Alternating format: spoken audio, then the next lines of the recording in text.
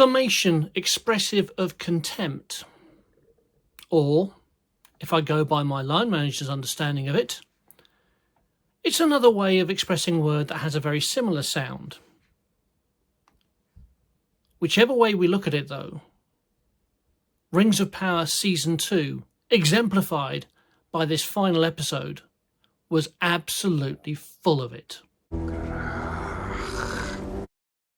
So in an episode that flies all over the place with all the various storylines in theory being drawn together, we start with the dwarves in Khazad-dûm, because obviously Durin is after Durin to stop Durin from doing something that Durin doesn't want him to do.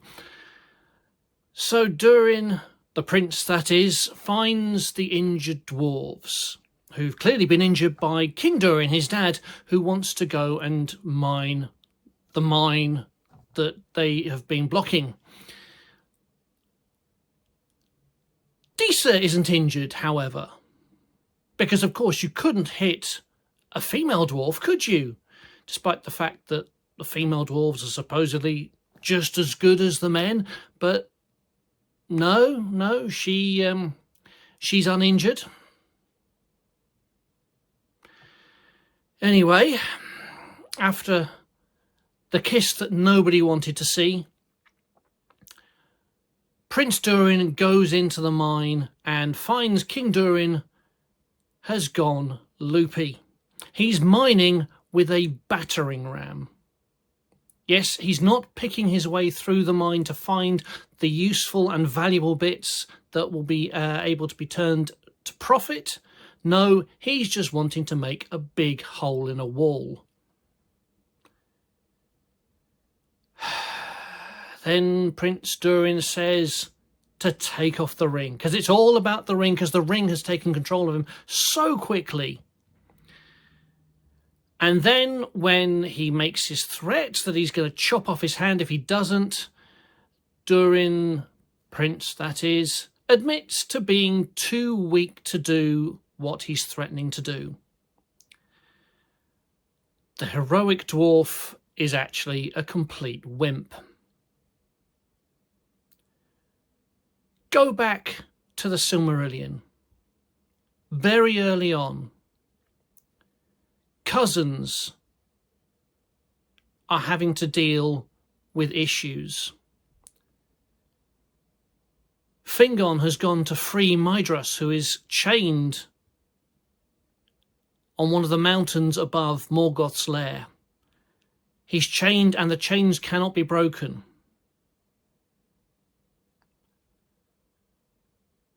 They are not too weak to cut off a hand in order to save someone.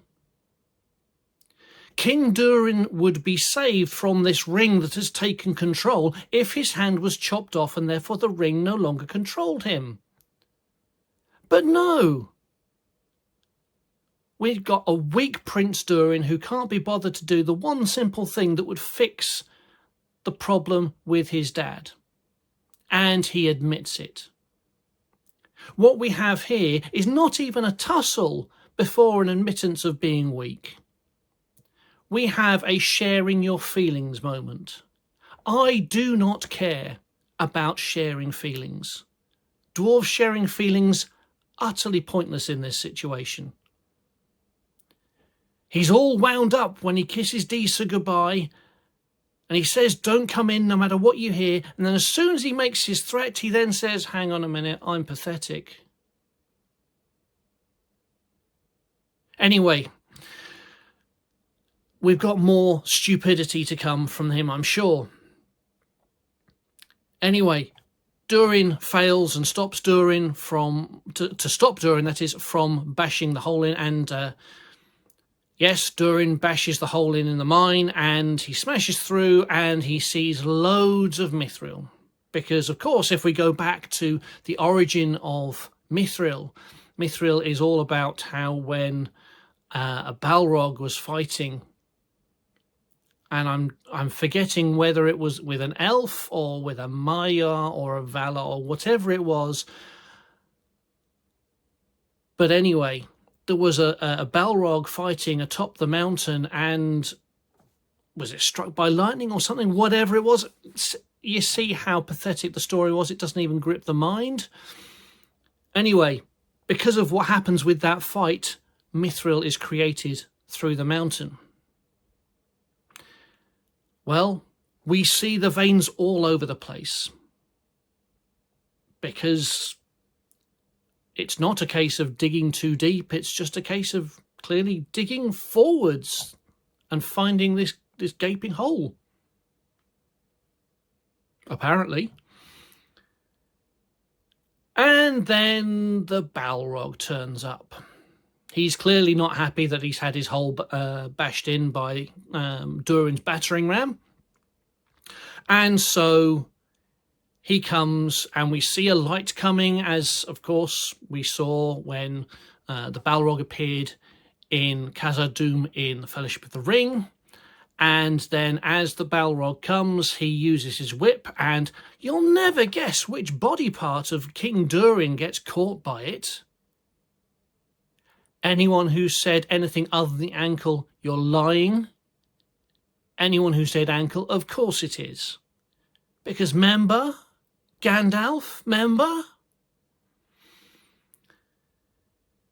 And so after a whole host of crying out and Prince Durin trying to save his dad but failing, being knocked back by stuff, King Durin finally decides he wants to take off the ring. Having been saying previously, no, he has no desire to take off the ring, he's now willing to take off the ring, and he takes it off and he leaves it for his son, and then he charges straight at the Balrog. And in his kingly robes, he jumps, and goodness knows what he was trying to do, because there's no way he'd have predicted that the swing of the Balrog sword was coming, but he ends up clashing with the Balrog sword and it explodes. I think the only positive way we can think on this is that Durin himself explodes. And we're left with Disa and the king's counsellor pulling Prince Durin, who's clearly now going to be king, you'd think. They pull him back as the cave collapses. And so Durin, the only known son of Durin, is now king of Khazad-dûm. For those of you wondering why I didn't bother to re-record, recognising that that has now changed when it should have been changed previously, it's because the rant was just too good and I couldn't be bothered to redo it again, because it's just so bloody frustrating. Anyway, we switch from the dwarves now to Gandalf, because Gandalf has found the evil wizard, and the evil wizard, the dark wizard, is claiming to be Gandalf's friend. Indeed, he claims to be a friend, saying that he wants the hobbits to be safe. And then they get brought out by the nomads, who are under the power, we thought, at least previously, of this dark wizard. And they've got a blade to their neck. And then the dark wizard says, no, they were supposed to be unharmed. And now, for some reason, the nomads have decided that they're going to take their own path in all of this. They're going to rebel against the dark wizard. We have no explanation for this as to why. We have no understanding of what's gone on there, but they are rebelling, and, well, the evil wizard kills one of them and the other two run away. We then have an offer of a partnership, because remember when Saruman offered Gandalf a partnership? Yes, more regurgitating of stuff that's not their own. Anyway, Gandalf says no. And, I mean, even the hobbits say something about this. Of course, it's stupid, because it's the hobbits that aren't really hobbits, but they call them halflings, they call them Harfoots. Oh, and the Stores, of course. But we know they're hobbits, really, even though they don't have the legal rights to them. But they're still hobbits. Poppy declares that she doesn't trust the Dark Wizard because she values the life of the guy that he killed more than, well, something or other, because we all know Poppy's clever. But anyway, we don't get to hear too much from her because the Dark Wizard responds to Gandalf by bringing down the mountain, which destroys the Store home. And then Gandalf suddenly remembers he can do magic. And not only can he do magic, he's holding rocks up that have been brought down so that they don't fall on him and the hobbits. I'm fairly certain that we've never seen, both from the destruction of the mountain or from the holding the stones, kind of like a Jedi. We've never seen anything like that portrayed in Jackson's Lord of the Rings, let alone be spoken of in Tolkien's writings about Middle-earth.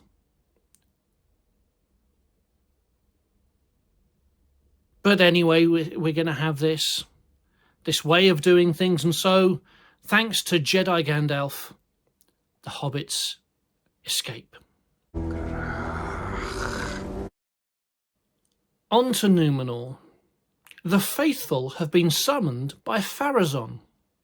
Yes, the faithful have responded to a call from Pharazôn, because why not all gather together as leaders of the faithful and go to the person who clearly doesn't like them, having killed various of their number in the past.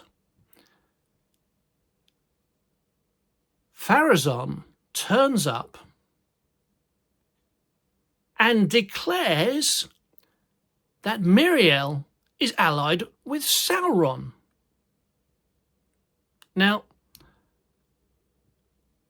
first things first, at best, Pharazôn would know of a name, maybe, from hundreds of years ago. Bear in mind, the time that Pharazôn is around, according to the books, is 3,000 years into the Second Age. Sauron was defeated by Beren and Luthien and then sat out the rest of the First Age. So, in terms of the descent, you have Beren and Luthien, you then have their son Dior,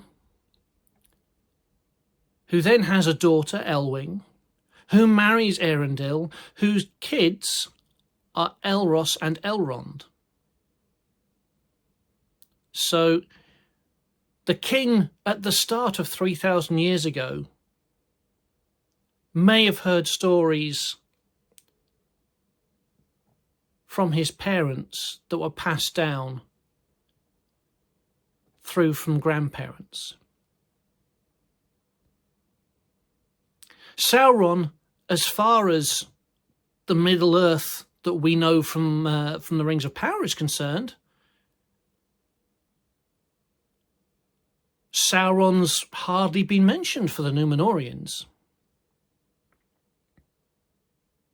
There's been a mention to Miriel, I believe, from Galadriel. There's been a mention to Elendil, because that's how we found out about Mordor, that strange sign or symbol that eventually was worked out that's the mountains of Númenor, so not Númenor, of Mordor. But it's not like it's been shared around. And Pharazôn was never on the mainland of Middle-earth. He remained on Númenor. So he's got no idea of what's going on. He knew about Halbrand. He met Halbrand. He chatted with Halbrand. But that was it. So where the hell has Sauron come into this at all? The vast majority of Númenóreans have absolutely no idea. The faithful likely are better with their lore, so they would actually understand when it's brought to them. But why would Pharazôn say anything to begin with? Now, yes, he's been looking at the Palantir, so it could be that it's been revealed through that. But to use that information that he's gained and then to share it with the whole of Númenor, to then declare, as he does in just a second, that the faithful are traitors because of this, is to assume that all of them know when they don't. Anyway, as I say, the faithful are declared traitors, and Pharazôn takes control. He declares that Miriel is a traitor and therefore cannot be on the throne. So the explanation for how she was able to stop the monster from eating her is put down to Sauron. Despite the fact that they said the Valar were the ones that would be deciding, clearly Sauron is more powerful than the Valar in their minds now. So, anyway. So as Pharazôn takes control, we see an image of the White Tree. Now, for those that aren't aware, because it's not been spoken about at all, as far as I'm aware, in any of the 2 series of Rings of Power, the White Tree comes from a gift. There was a gift from the elves, and this tree is descended from one of the 2 trees. I forget which one it is offhand. But the 2 trees that brought light to Middle-earth before the creation of the sun and the moon, this white tree is descended from one of them. And there is a connection for this white tree because it's said to be connected with the line of Númenor, the line of the kings of Númenor. It's why when we get to the Third Age, if you read Lord of the Rings, because we don't really find too much about it in Jackson's films, because it's one of those extra little storylines that they don't really fit into what Jackson was trying to tell within his films. The White Tree was all about the continuing line. The reason why there is a dead white tree that you see in Jackson's films is because the line of kings of Gondor had broken. But what Aragorn finds after he's being declared king is he actually finds a sapling that's connected. It's descended from this tree, and so it is replanted and a new white tree grows to replace the dead one. So this tree that we see is actually very important to the whole lore of Númenor. And so the idea of the white tree shedding leaves is actually a very important thing. But there's no explanation. So we've got no reason to understand what's going on with it, what it's representing. It's just a tree that's losing its leaves. Anyway, Elendil's fake daughter, the daughter that doesn't exist, has absolutely no basis in lore and Tolkien legendarium at all. She realises that she screwed up. Indeed, she was the one that brought the faithful leaders to the meeting with Pharazôn. She was there at the start with them. But now, after having seen what's gone on with Pharazôn and his way of treating the faithful, she realises she screwed up, so she goes to Elendil and she tells him that they're coming for him. And she then tells one of the soldiers, no, you don't look in here where he's hiding, suggesting that she still has some sway with Pharazôn. I think there's something to be said for what's likely to happen with her. A, she's not going to be making it off Númenor. B, I think there's a good chance that she's going to be claiming to be part of the reason why Elendil was able to escape. Anyway, Elendil decides that he needs to go and save Miriel, because why not ship Elendil and Miriel some more, despite the fact that it's not going to go anywhere. Elendil says that she must escape, and he says to Miriel that she can go to Anarion. Anarion? You avid Rings of Power followers are saying, who on earth is Anarion? Because we've not heard anything about this person before now. Why would we be naming someone that we've not heard anything from before? Well, Anarion, turns out, is actually Elendil's second son. The other child, not the daughter. Anarion is just as important as Isildur, because Isildur would go on to be the first king of Arnor. In theory, he was also supposed to be the High King over Arnor and Gondor. But the kings of Gondor are all descended from Anarion. So Anarion being mentioned in such a throwaway way such as this is completely ridiculous. He's a core part of what goes on. Not as important as Isildur, because Isildur does some fairly brave things, in Tolkien's writing at least.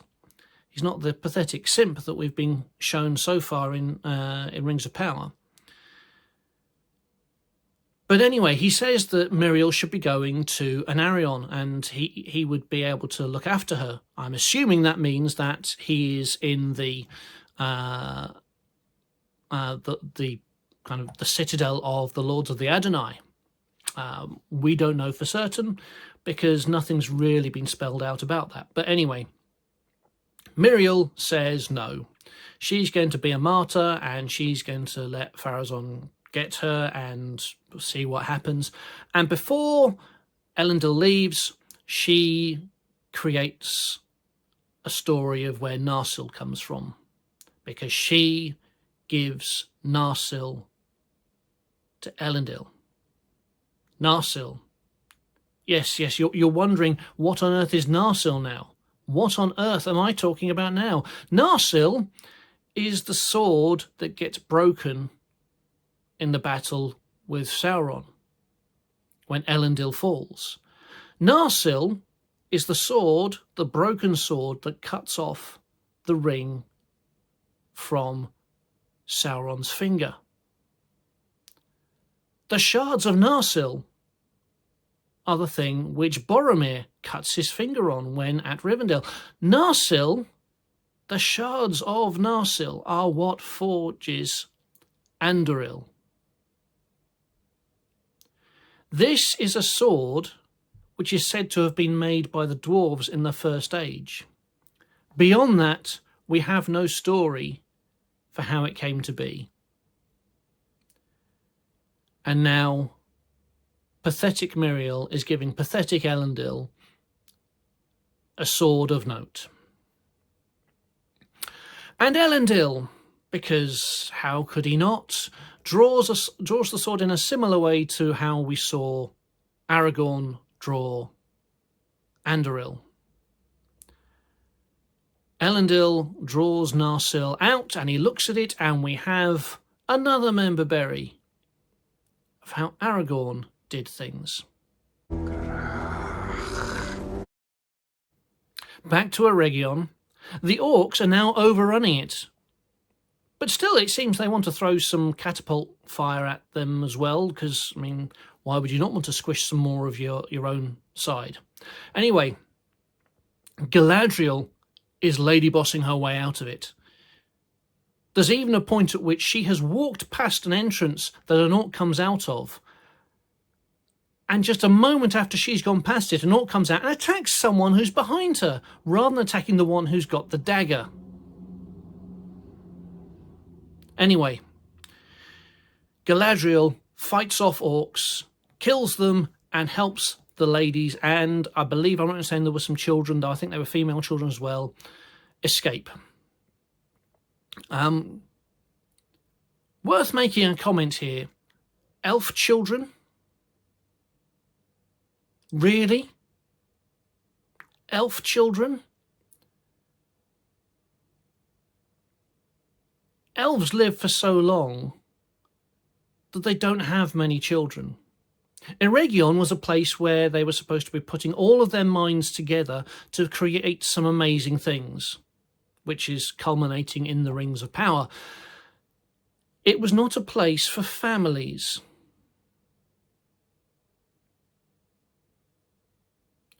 Children would not have been there.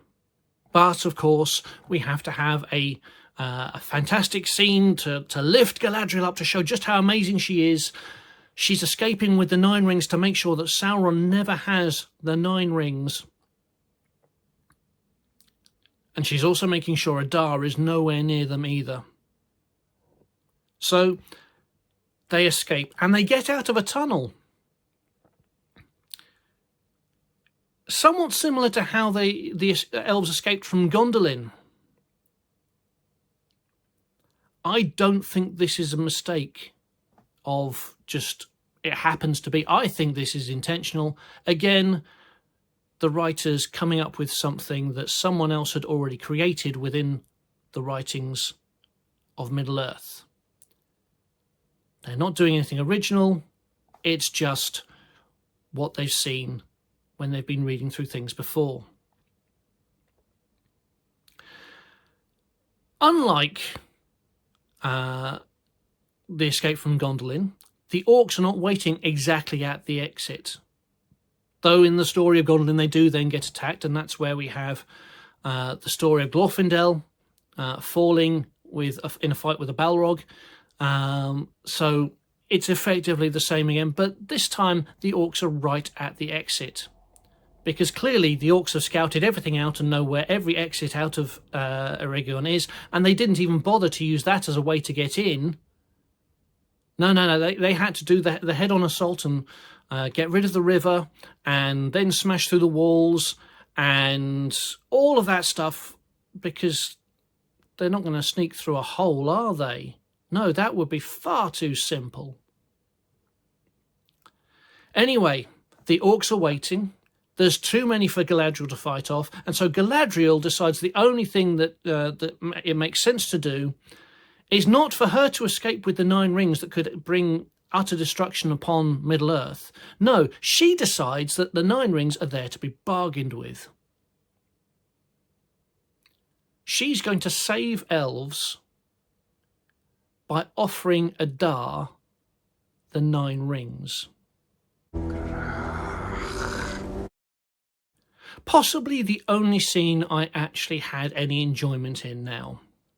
We're in Eregion, we're in Celebrimbor's workshop, that's now obviously a complete mess, and Sauron is playing darts, and Celebrimbor is the board. Yes, Celebrimbor is being peppered with arrows.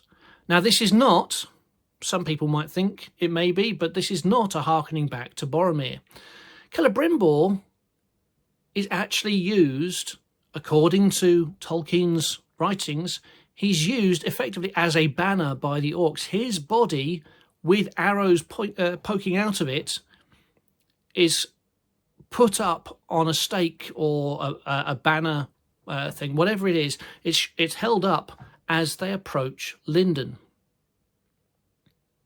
It's a way of showing, look how evil we are, we're coming to get you. So this isn't completely out of the realms of possibility that it could have happened. We never know exactly how it happens. We just know that Celebrimbor's body was used as target practice and then shown to the other elves. So I'm hoping that at the very least the actor remains dead and present long enough for us to see that happening. Anyway, Celebrimbor starts to reuse words about a man, describing the idea of him passing over to a man, his spirit going there, like I mentioned previously. But he does it basically reusing words from Jackson's Lord of the Rings, and potentially also from Tolkien, describing what it's like to arrive in a man. There's a whole load of toing and froing, verbally, obviously, because someone who's got a whole load of arrows in them can't really do much, particularly not if you're as pathetic as Celebrimbor. Celebrimbor declares that the rings of power will bring Sauron down. He goes so far as to say that one in particular will bring Sauron down, despite the fact that the One Ring does not yet exist. And he also goes on to make it full circle on Sauron, Sauron having declared that Celebrimbor is the Lord of the Rings, Celebrimbor now declares that Sauron is Lord of the Rings.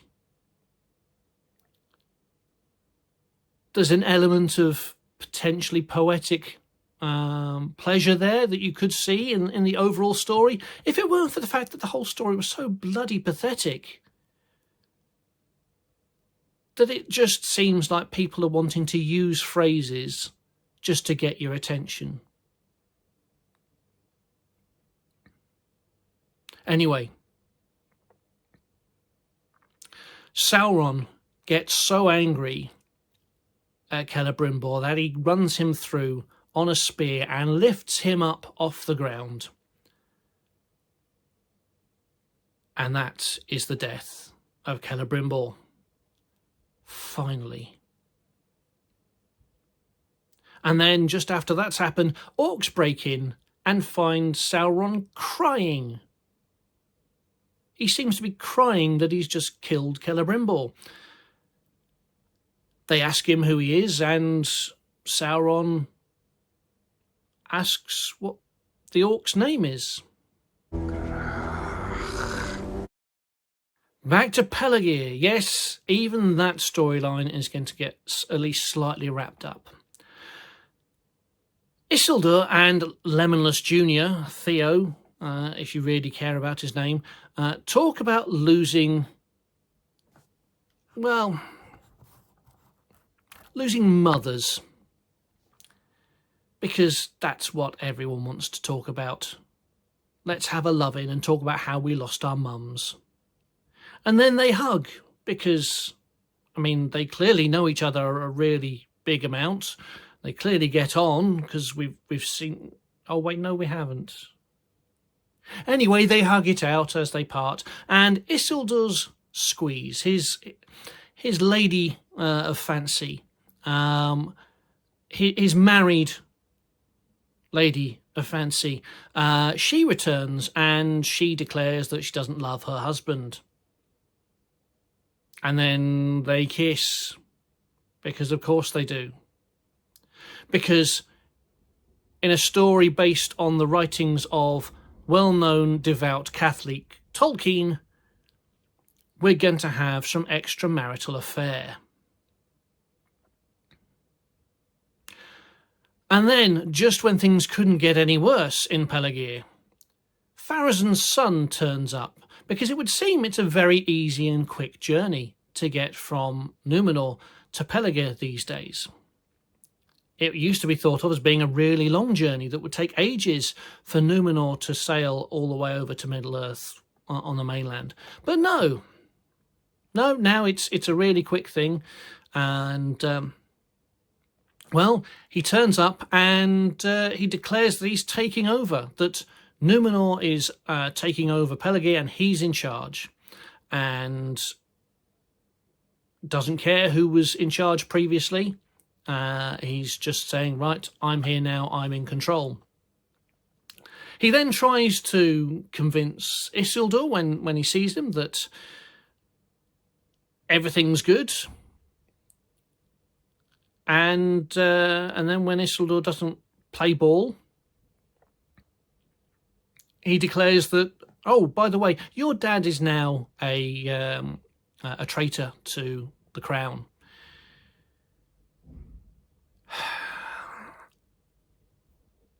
Which shows you just how quick the journey is.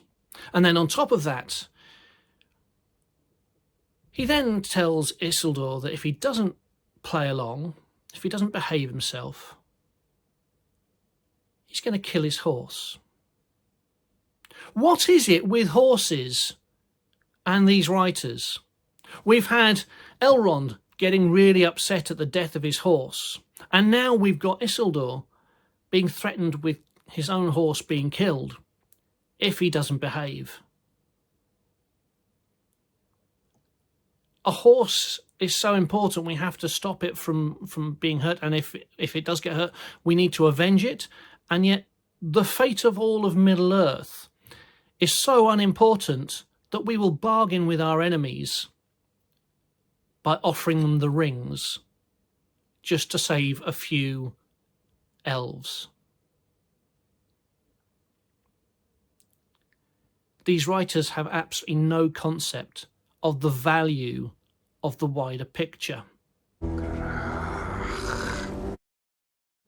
So back to the aforementioned Galadriel, who's bargaining for the lives of elves by being prepared to bring ruin to Middle-earth with handing over the 9 rings. Anyway, she decides to follow the orcs, go with them, and she gets taken to Adar.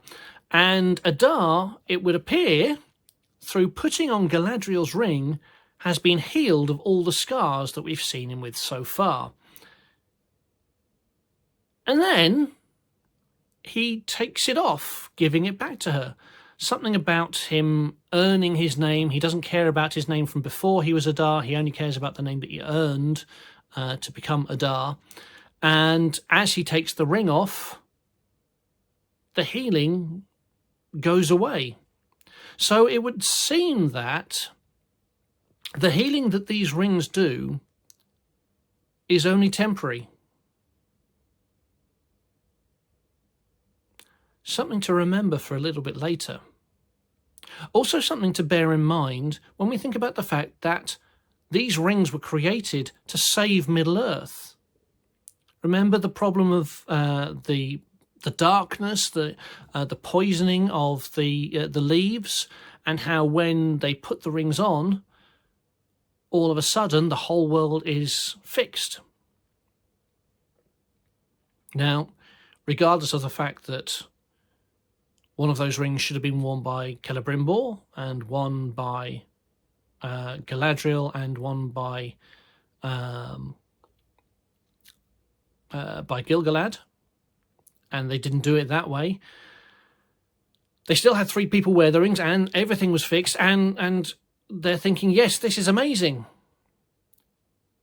But if the ring's healing only works whilst you're wearing the rings, and therefore, in theory, that would mean that the healing of the rings for the wider world only happens as long as 3 people are wearing them, surely that should mean that as soon as the rings are not all being worn by elves, that the world starts to go into corruption again.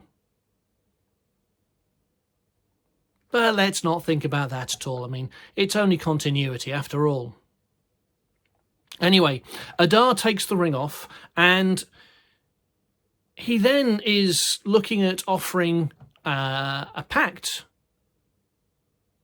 And, well, Galadriel's a bit confused because she says, I have killed more orcs than any other living elf. I mean, obviously we know that's not true because Galadriel wasn't a warrior queen, but in the kind of the Middle-earth they've created for Rings of Power, let's assume that Galadriel has a far higher body count than any other elf around, and based on her performances with Sauron, that's entirely believable. Anyway, as part of this bargaining, he then gives her the ring that had healed him, and they agree to work together. We never quite find out what his plan was for the 9 rings. He just kind of sets them aside. And then we're interrupted because it would seem that an orc has been injured. And funnily enough, it's the orc that went and chatted with Sauron, and the orc who's been so annoying for the whole of this series so far, Daddy Orc, with his wife and child earlier in the series, and so on. And he's been injured, it would seem. He refused to bow to Sauron, but he's been injured because of it. And in an act that absolutely everyone saw coming, when Adar bends down to comfort him, he stabs Adar. Yes, it was all a trick. It was all a swerve. It was all a ruse. It was, in wrestling parlance, a bit of a dusty finish. In something that could only have come out of a mind of the equivalent to Vince Russo. Yes, again, another wrestling reference. I'm enjoying some of the wrestling videos covering the Monday Night War. Shout out to Wrestling Bios on that one. But anyway, it was all just a con job, and Sauron turns up to get his crown.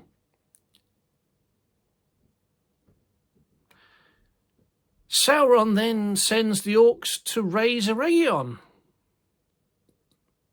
even though it's been raised already, but he's saying to them to go and destroy it. And Galadriel has seemingly been completely ignored at this point. She picks up a sword and she starts to fight Sauron. But it's not really a fight, because Sauron is just too quick, too skilled, and she just can't get anywhere close to him. He's just too good.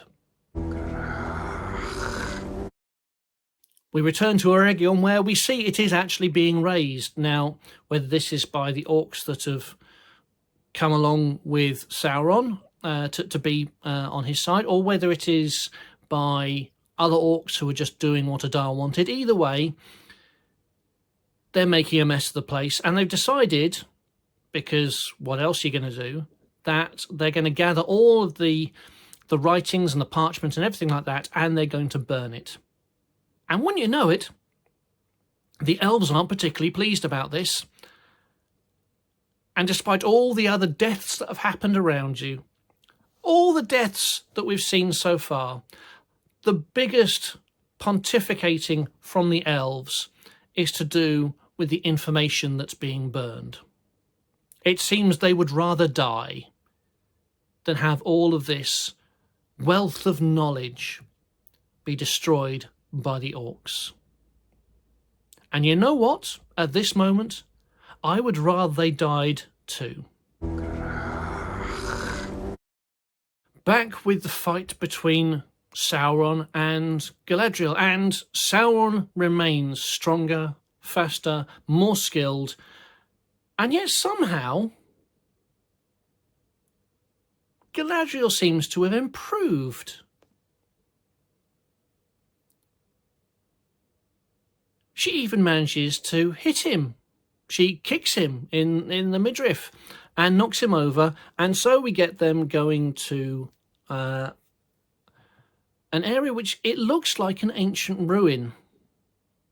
I've got no idea what sort of ancient ruin it is, but it looks like an ancient elven ruin.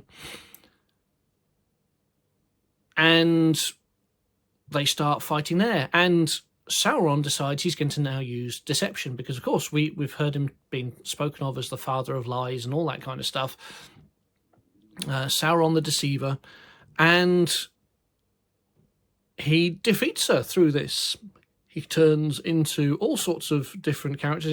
It turns into Halbrand, he turns into Celebrimbor, he turns into herself, and he defeats her like that. And then suddenly he doesn't, because of course Lady Boss can't possibly be destroyed by a big, bad, nasty person, can she? At least not easily. But of course, even the Rings of Power writers couldn't be so stupid as to think that Galadriel could actually defeat someone whose power levels are of a magnitude upon magnitude higher than hers. And so eventually she's stabbed with one of the spikes of the crown.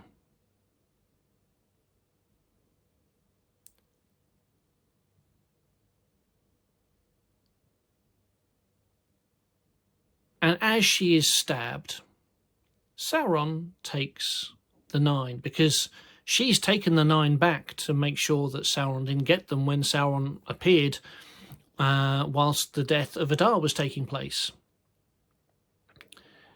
And so he then takes them off her.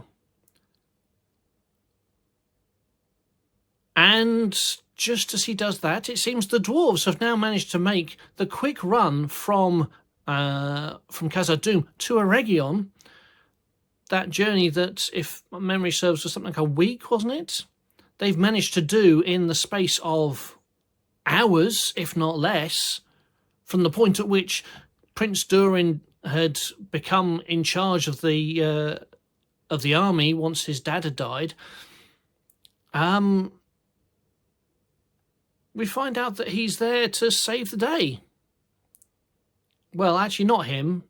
It's the councillor guy who turns up, though Elrond mistakes him for Prince Durin, and that's where we discover that Durin is in mourning.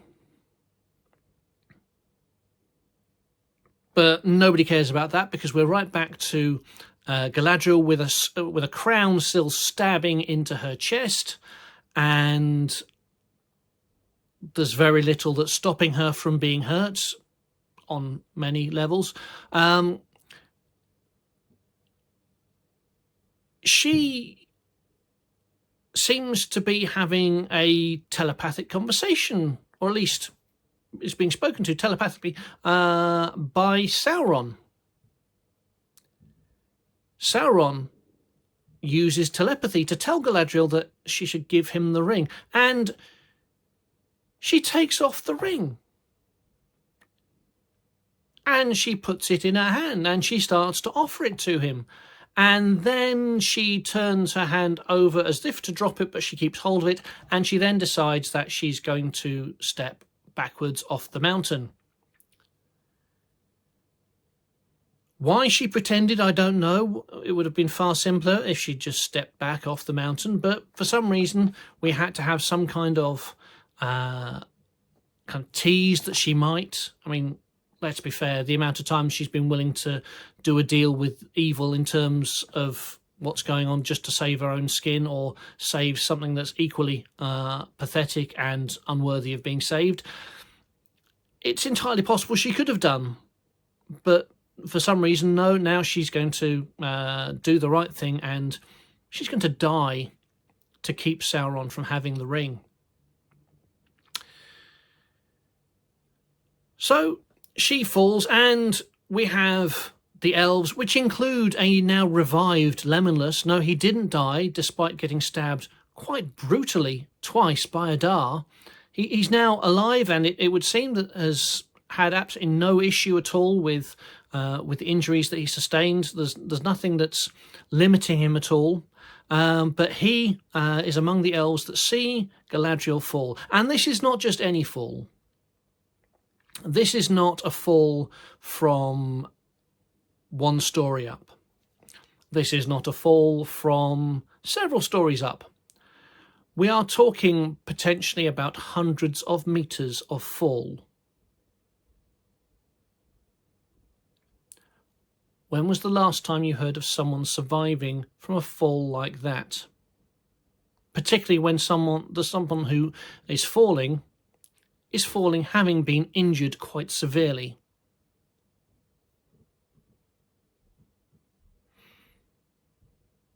We'll get there in just a sec. Anyway, Sauron's not happy, and he's particularly not happy with the orc who has been possibly the most annoying orc in all of history, when he comes back to say that the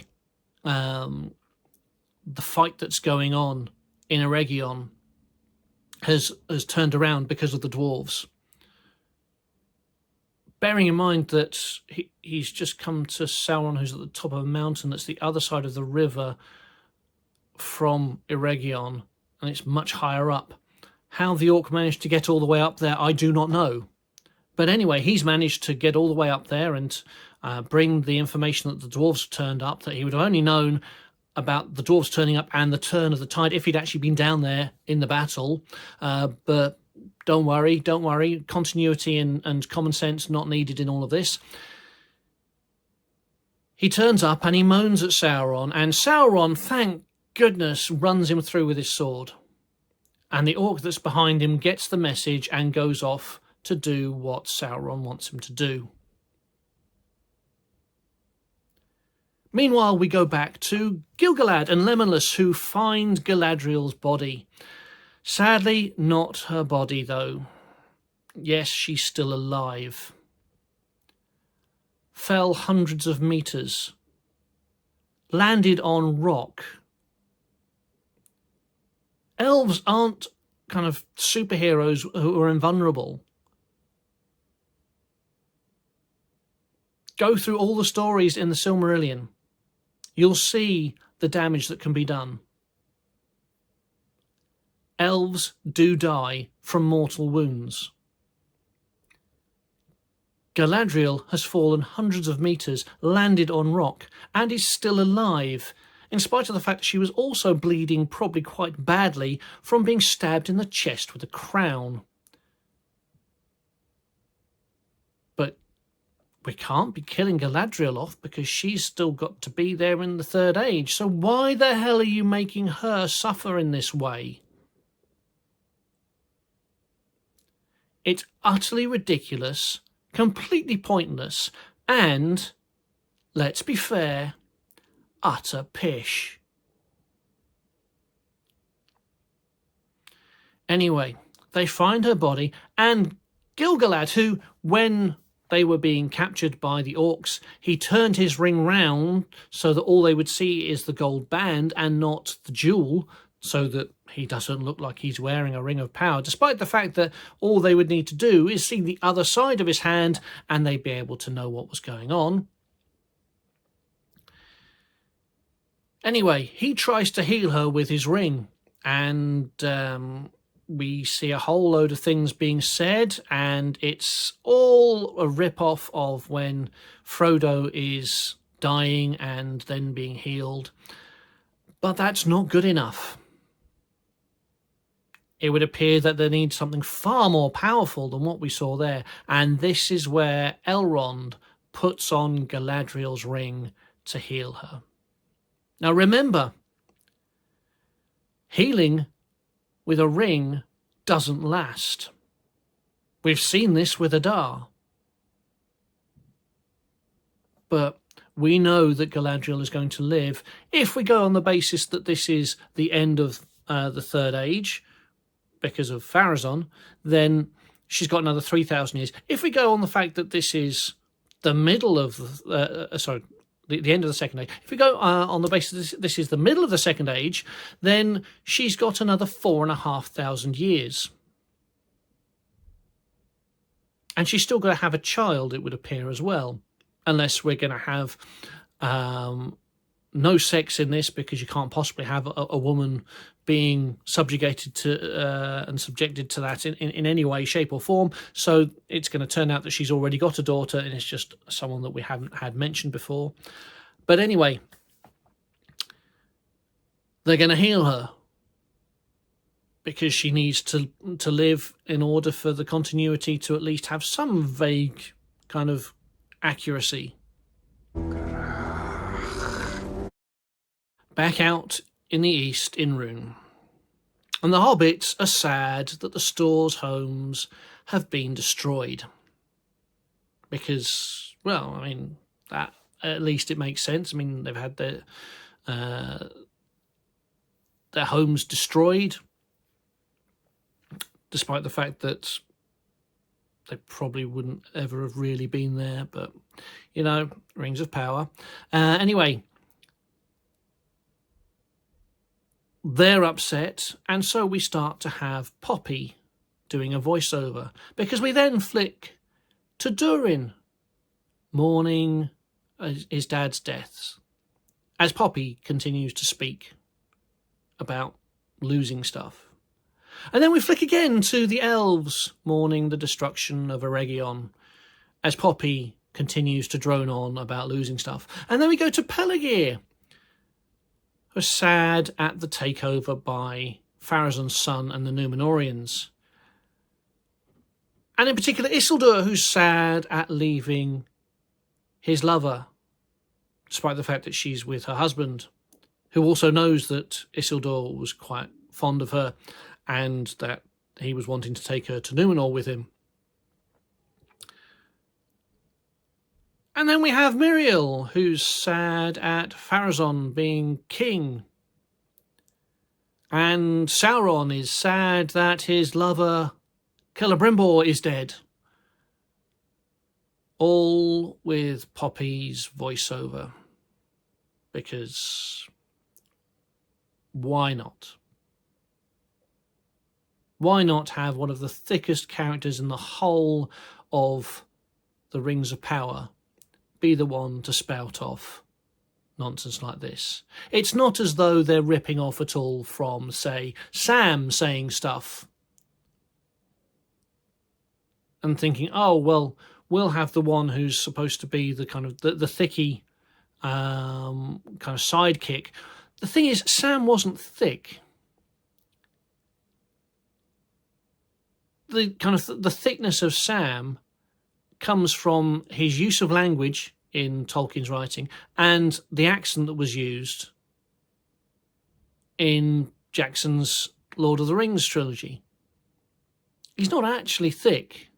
He might not be quite as quick as others, but he's quite an intelligent chap. He just takes a little bit longer to get there.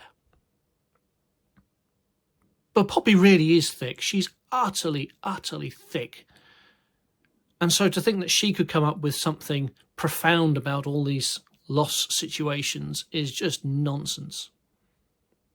Anyway, back to the hobbits and the stores call Gandalf Grand Elf to his face, and they say, "Thank you, Grand Elf."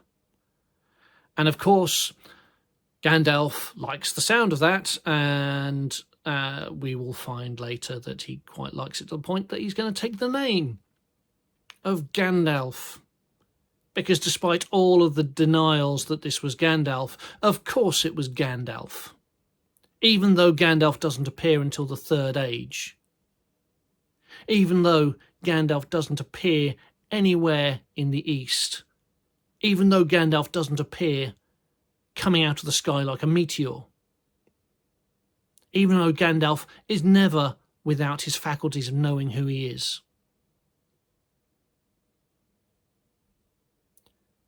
Gandalf.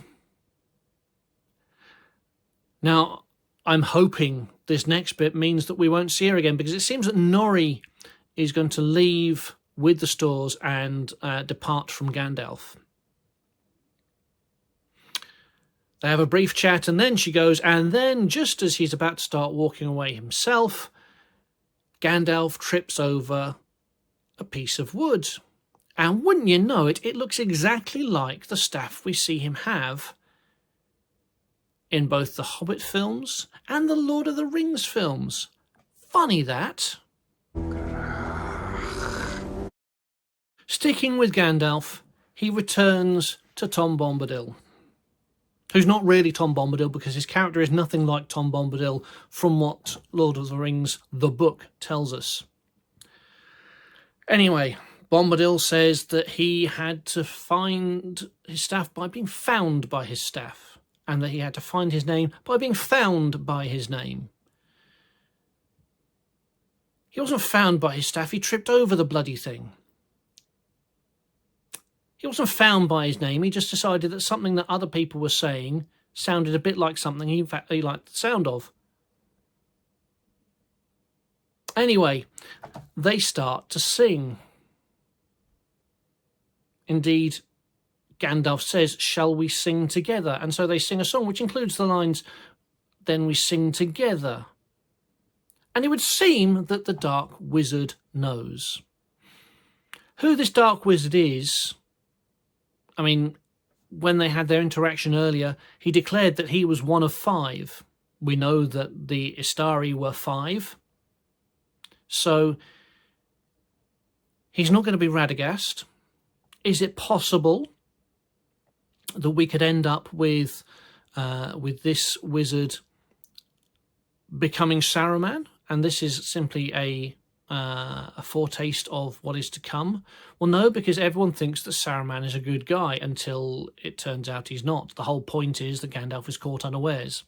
So it turns out that this is probably going to have to be one of, I say probably, the writers are completely thick, so they could very easily decide that, of course, they can make him Saruman, because why not? Nobody cares about the blue wizards.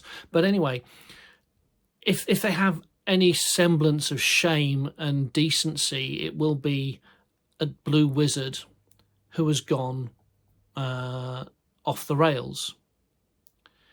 I do also wonder, are they going to turn Tom Bombadil into one of the blue wizards? I mean, he's basically been said that he is the same as Gandalf, and we know that he is a Maiar.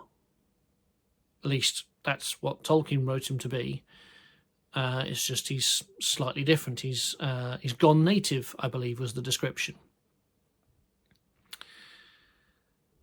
But let's wait and see, assuming that they're allowed to do a third series, assuming that I'm not so mentally deranged from watching this second series that I can watch it. But anyway, let's see what they decide to do next series with him. Back in Khazad-dûm, it would seem that the king had more than one son. King Durin has been hiding a son away, because the only son that we've seen anything from in the first two series has been Durin, who would go on to be Durin the Fourth. Unless, of course, there's another son called Durin, because Durin seems to like the name Durin. And so we could end up with Durin against Durin again, but this time it's brother Durin against brother Durin. Who knows? But it would seem that Prince Durin does not have a guarantee on the throne, because his brother is raising support. And it would seem that also there's a problem with the other dwarves, who either are wanting their gold back or are wanting their rings. I've yet to work out whether they've actually got the rings or not. We certainly see a point at which they look at the rings, but why are they there? Have they been kind of shown and promised? Who knows what's going on? But apparently the other dwarven lords are wanting something. They are wanting to collect on the payment that they have made. So Durin has the other dwarven lords to worry about. He's got his own brother to worry about, who is gaining support to become the king to replace their father. And Disa is now saying, oh, we can't possibly be helping the rest of the world because we've got problems of our own. She really is one of the most hateful characters around.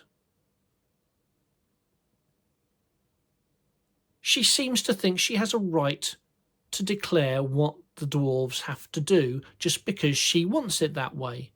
I'm sorry, love. You're not princess. You're married to a prince, which makes you a princess. You're not princess by right. You have no say in this whatsoever. Your husband has just become the most powerful dwarf, potentially, in all of Khazad-dûm. He decides what goes on. And if he wants to make sure that he is the king, he has to decide how to act, not you. You are not the power behind the throne.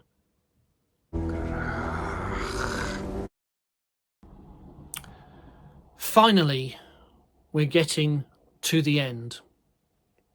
Because it would seem that the elves have managed to heal Galadriel.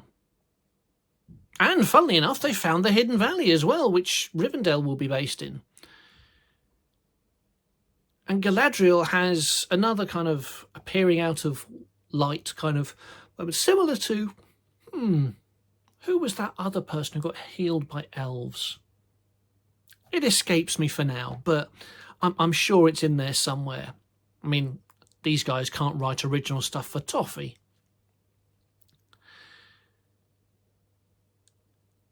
Gil-galad chats with Galadriel and says that he quite liked her quiet, and to be honest, I think most of us did as well. Less speaking, that should be the future for Galadriel.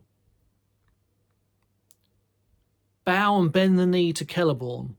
Let him be the king, and you just be there as a supportive wife who's going to raise a daughter. Anyway,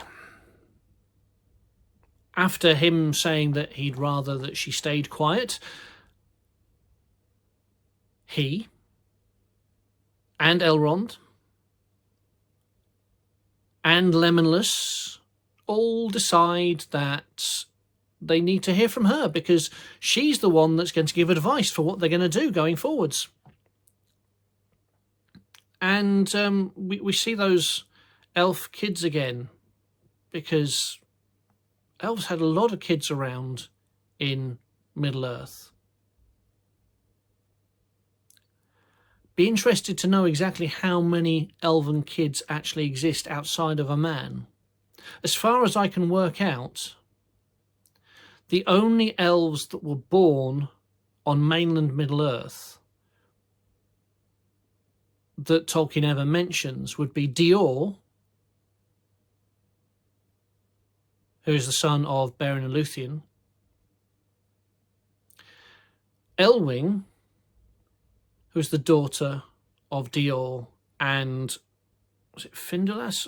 I forget the name of the elf that he marries. And Elrond, but only because he chooses to be an elf rather than choosing to be a mortal man. And then from that, we also know that Celeborn and Galadriel's daughter and the children of Elrond. So 2 sons and a daughter from Elrond, Celeborn and Galadriel's daughter, Dior, Elwing. Arendelle doesn't count because he is male, and it would seem that he's given the I mean, yes, he's part of the half elven, but at the same time he's considered to be human in the same way that Elwing is considered to be elven. But even if we were to add Arendelle in as well, that's only 7.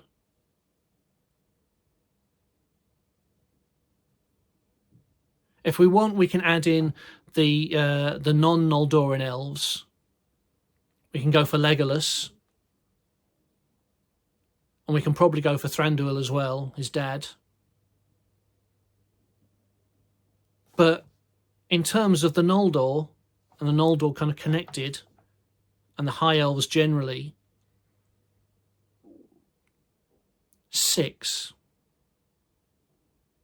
And yet we've got a whole load of kids here. Anyway, we finish with Gil-galad drawing his sword and the elves in a very un-elf-like manner.